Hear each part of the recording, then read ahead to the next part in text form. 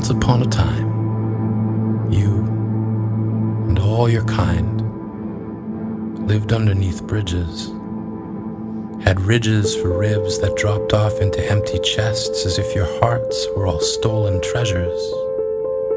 As if an excavation crew were hired to dig up and remove the part of you that let you feel. And while the world above you invented the wheel, you stayed put, knowing it would one day need to roll over top of you to get to where it's going. You had an endlessly flowing supply line of food.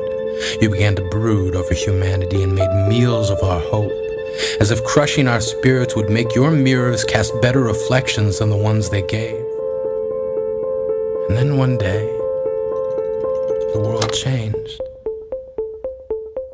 But you all stayed the same. Just migrated from living underneath bridges to living underneath information superhighways. Days and nights became meaningless. Concepts like love fell into your gravity. We turned ourselves into life preservers, hoping to save as many as we could. But the fathers who stood guarding closet doors and the mothers who secured the floors underneath beds all shook their heads, not knowing how to deal with you. Who crept into our lives with tongues like knives, stabbing your words into our skin. You began uploading yourselves into our homes. You had computer screens for eyes and software for bones. You turned your hate into stones and hurled them at beauty as if you couldn't bear to see anything other than ugly, anything different. You had fingernails like flint and scraped them along decency, hoping we would be the ones to all catch fire. You all had smiles like one-way barbed wire, not meant to keep us out, meant to keep us in.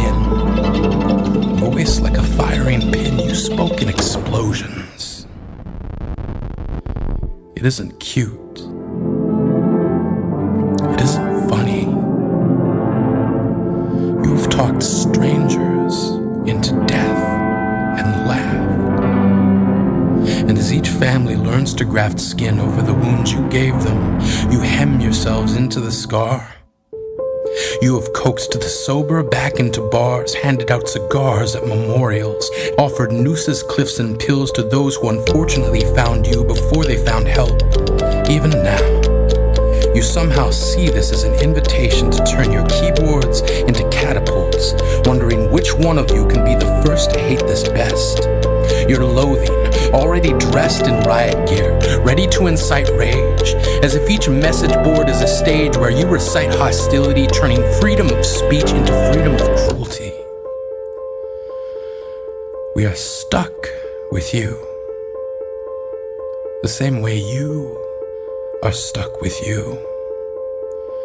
Your mind is glue and it keeps malice fastened there like cheap wallpaper. We were once upon a time told that none of you exist.